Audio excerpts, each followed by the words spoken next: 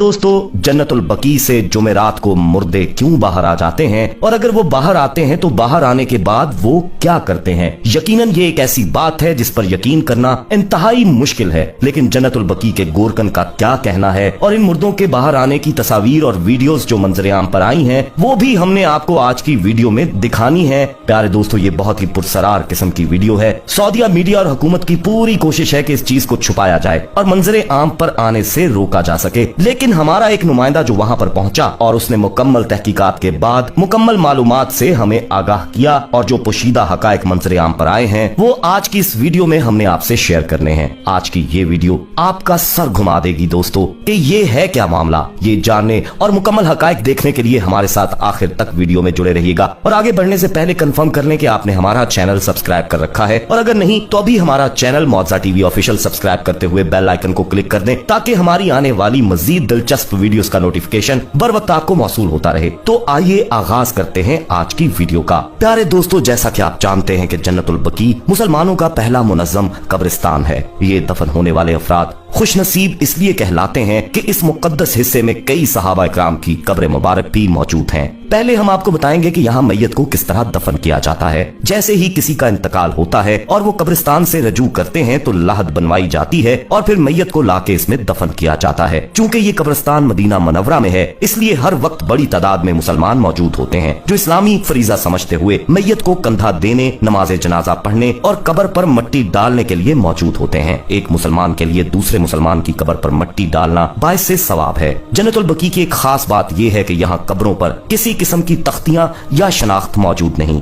प्यारे मोहतरम दोस्तों, ये कहानी है जो आज हमने आपको सुनानी है अब्दुल रशीद की, जो जन्नतुल बकी में पिछले 25 साल से गोरकन के फराइज अंजाम दे रहे हैं। 55 साला अब्दुल रशीद का ताल्लुक सक्खर पाकिस्तान से है। अब्दुल रशीद ने शादी की और इससे इनके 2 बच्चे थे। किस्मत की करनी ऐसे हुई कि ये काम के सिलसिले में आज से 30 साल पहले सऊदीया आ गया था और जब इसकी शादी हुई तो शादी के ठीक 10 साल बाद एक एक्सीडेंट में उसके बीवी बच्चों का इंतकाल हो गया। ये सदमा ऐसा था दोस्तों जिसने एक मुद्दत इसके जहन को बाहर नहीं आने दिया। वो इसी सदमे के हिसार में रहा। घर वालों ने बहुत जोर लगाया कि इसकी दोबारा शादी कर दी जाए और वो अपनी फैमिली दोबारा बना सके, मगर अब्दुल रशीद ने दोबारा शादी नहीं की और उसने सऊदीया ही में अपनी जिंदगी अकेले बिता दी। क्योंकि सऊदीया में ये मजदूरी करता था। जब मदीना में जन्नतुल बकी के गोरकन के लिए जगह खाली हुई तो इसने वहाँ अप्लाई किया और इसकी वहाँ नौकरी लग गई। तब से ये जन्नतुल बकी में गोरकन के फराइज अंजाम देता रहा है और इंतजामिया की जानिब से ही उसे करीब ही रिहाइश भी मुयस्सर थी। अब्दुल रशीद का कहना है कि उसने जन्नतुल बकी में ऐसे ऐसे मौजज़ात और करिश्मे देखे हैं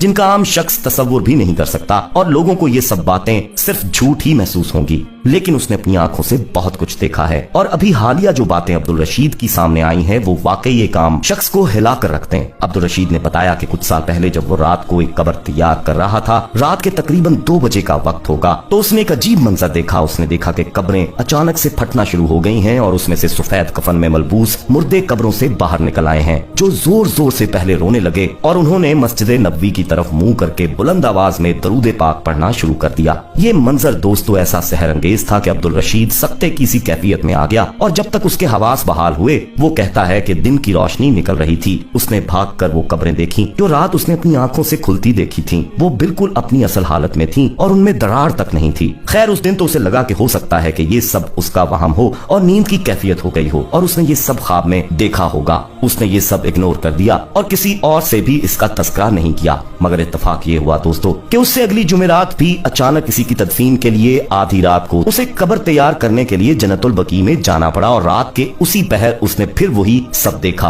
कि कब्रों से मुर्दे निकले हैं और बुलंद आवाज में दरूद पाक पढ़ने की सदाएं उसके कानों में आने लगीं। अगली सुबह फिर से वैसे ही था। अब उसे लगा कि ये वहम नहीं हो सकता। एक ही चीज 2 बार कैसे हो सकती है, और ध्यान करने पर उसे याद आया कि पिछले हफ्ते भी जुमेरात की रात थी और इस बार भी जुमेरात की ही रात थी। उसका कहना है कि वो अगले सारे हफ्ते और रात को उसी वक्त वहाँ जाता रहा मगर उसे ऐसा कुछ नजर नहीं आया। लेकिन जुमेरात की रात फिर ये सब दोहराया गया तो उसे मालूम हो गया कि ऐसा हर जुमेरात की रात में होता है और उसने हर जुमेरात की रात वहीं बिताना शुरू कर दी। पिछले माह ऐसा हुआ कि उन मुर्दों में से एक ने उसका नाम लेकर पुकारा कि अब्दुल रशीद, जब तुम सब जान ही चुके हो और हमारी महफिल में छुप छुपा कर शामिल भी होते आ रहे हो, तो तुम क्यों नहीं हमारे साथ मिलकर इस महफिल में शरीक होते? आओ और हमारे साथ मिलकर दुरूद पाक पढ़ो। अब्दुल रशीद डर गया और वहाँ से भाग आया। उसने अगली जुमेरात को अपने साथ कैमरा लेकर जाने का सोचा। वो ये सब मंजर कैमरे में कैद करेगा और लोगों को बताएगा कि यहाँ हर जुमेरात को ऐसा होता है। उस रात उसने इस मंजर की तस्वीरें और दरूद पाक पढ़ते मुर्दों की वीडियोस भी बना ली।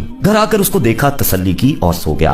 फिर उसने एक सऊदी मीडिया से राब्ता किया और उन्हें बताया कि उसके पास ऐसी कोई खबर और मवाद है जो दुनिया को हैरान कर देगा। मीडिया वाले उसके पास आए, उन्होंने उसकी सारी कहानी सुनी, बात सुनी और कैमरा फुटेज देखने का बोला। जब उसने कैमरा ऑन करके उन्हें पिक्चर्स और वीडियोस दिखाई तो हैरत की बात ये हुई दोस्तों कि ये वो तस्वीरें और वीडियोस उसको तो दिखाई दे रही थीं, मगर बाकी लोगों को वो सिर्फ एक कब्रिस्तान का रात का मंजर दिख रहा था। मीडिया वालों ने गुस्सा किया कि क्या तुम पागल हो और हमारा वक्त जाया करने के लिए हमें यहाँ बुलाया है? तो उसने कहा ये सब मुझे तो दिख रहा है, ये देखें, ये ऐसे है, ये वैसे है। तो उन्होंने उसकी जहनी हालत पर शक किया। उसने फिर कहा कि आपको अगर यकीन नहीं तो आप मेरे साथ जुमेरात की रात जन्नतुल बकी में चलकर खुद ये सब देख लें। उन्होंने सोचा कि ऐसा करने में भी कोई हर्ज नहीं। उन्होंने जुमेरात की रात उसके साथ कब्रिस्तान में बिताई, मगर उन्हें वहाँ ऐसा कुछ नहीं हासिल हुआ और ना ही कुछ दिखाई दिया। दोस्तों, बाद अज़ां उन्होंने उसकी जहनी हालत का इलाज करवाने के लिए कब्रिस्तान की इंतजामिया से राब्ता किया, जिन्होंने उसे इस बात पर नौकरी से फारिग करते हुए मेंटल हॉस्पिटल दाखिल कर दिया। दोस्तों, मेंटल अस्पताल में अब्दुल रशीद आज भी कस्में उठाकर कहता है कि ये कोई पागलपन नहीं, उसने ये सब कुछ अपनी आंखों से खुद देखा है, मगर कोई उसकी बात पर यकीन नहीं करता। दोस्तों, आप इस हवाले से क्या राय रखते हैं? क्या वाकई अब्दुल रशीद ने ऐसा कुछ देखा होगा या ये सब वाकई उसकी जहनी हालत के बायस है? कमेंट में हो सकता है।